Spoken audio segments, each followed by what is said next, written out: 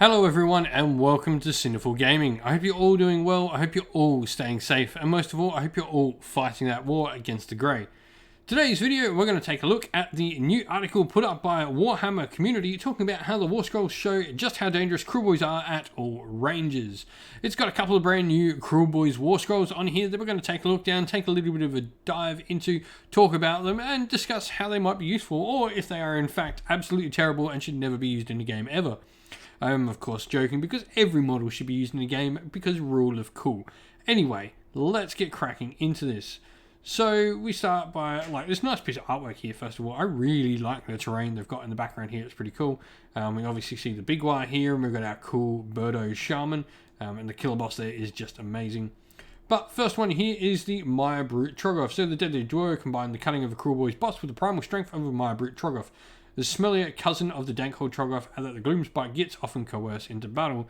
It's a different breed of Troggoth. I really like that we are exploring the Mortal Realms in this sort of way, seeing like these different sorts of Troggoths. We see the different mounts, things like the Gnashtooth, and all these weird and wondrous creatures that exist throughout the Mortal Realms. It really is one of my favourite things about just seeing new armies and seeing the new creatures that come out, learning about what lives inside this mythical world.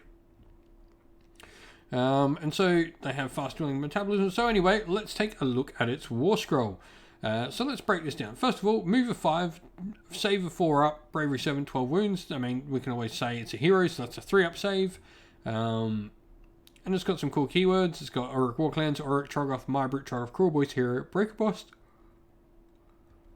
But it's really here. First of all, we're going to talk about the stuff here. So first of all, the Troggoth is a mount.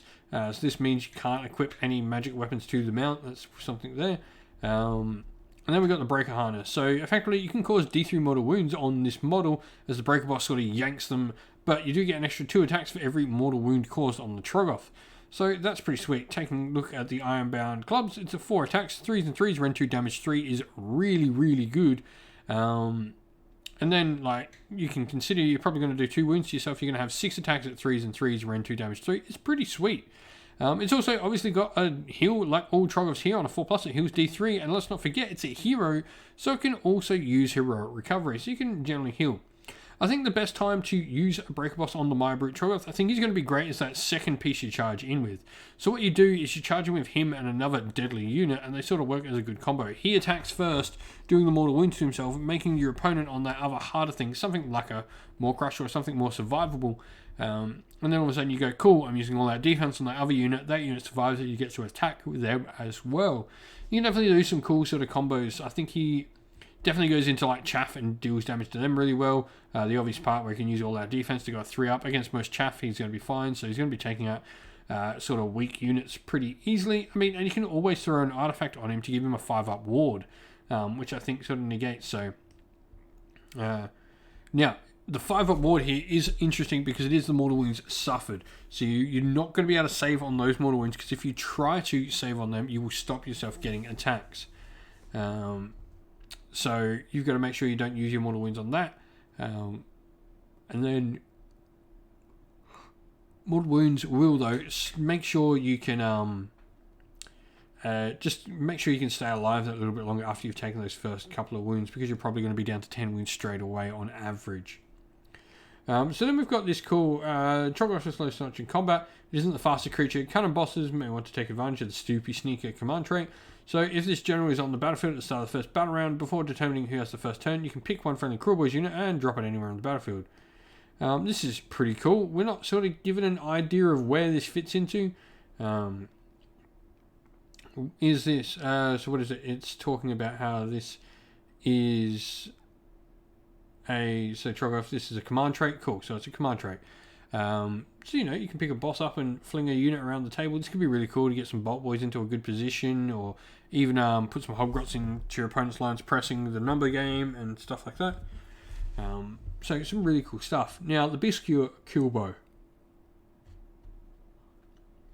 This is an interesting thing too. Before I get started talking about the shooting here, I want to say this rule here is also good with trees blocking line of sight and line of sight blocking terrain, now a thing in some games of Warhammer Age of Sigmar. This can be really cool for opening up these firing avenues and making sure if you're playing with a Biscure Killbow, you can redeploy at the start of the game to make sure you're getting that shot you want.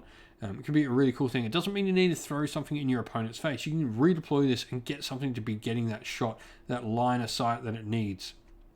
So we're taking a look at the obscure Killbow. Killbow. I got there in the end. So we've obviously read the rule, how it sort of rolls that weird sort of damage, and on average to a Mega Gun, and it's going to do 12 points of damage. Pretty cool. But we've got, that's the skewed rule. We've then got the pick them off. When this unit attacks with a bestial bolts, use the aim shot missile characteristic. If it did, not make a move, or use the hasty shot. So the hasty shot is pretty cool. Damage. So we see the skewed, and so 4s and 3s are in 2, and 2s and 3s are in 2. So it obviously is a lot better when it doesn't move. I mean, this is really cool. We've seen this Warscroll before. It's really nice to have a model that is a designated monster killer. I really like it. Only the best. So this is the big yellers, how they get the extra range. We know all about that as well. And Nasty Hex is another spell we haven't seen yet.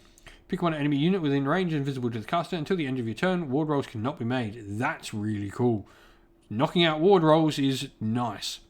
And to anyone there who's trying to say something that is a ward is not a ward, if it looks like a ward, if it smells like a ward, it's a ward save. That's how we're running it in tournaments. But this is really cool. There's some really cool rules here for a couple of different models. I'm really excited to get some more Kruleboyz. You've seen some on the channel already in the battle reports. What are you most looking forward to for the Kruleboyz? I'd love to hear in the comments below. Well, thank you for watching the video. We hope you enjoyed it. If you did, please don't forget to leave a like and subscribe to the channel. And while you're at it, if you'd like to come chat more with me and other members of our fine community here at Cinderfall Gaming, you can do so by coming and joining our Discord, of which there is a link in the description of the video to go and join. Also, if you'd like to help support the channel in another way, you can do so either by Patreon, YouTube members, or by going and purchasing some merch on our Teespring store. You can find the links to all three in the description of the video, once again, to Patreon, YouTube members, and to our merch store on Teespring. But also, we'd like to give a special shout out to everyone who helps support the channel via Patreon and YouTube members.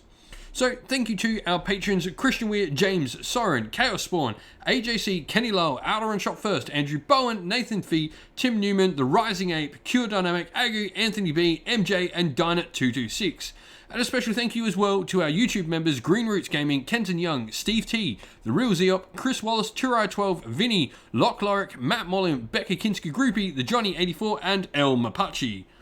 Thank you as well, a special thanks especially to Lady Witchfox Art, who does all the amazing artwork for the channel. An absolute legend of a person. And then thank you as well to the legend that is Xmorphic. He does so much amazing work in the background of our Discord server, making sure everything works and looks nice and pretty there for us all to enjoy. So that's enough said from me though. Thank you all for watching. Once again, stay safe everyone, stay well, and most of all, keep fighting that war against the Grey. Ciao for now.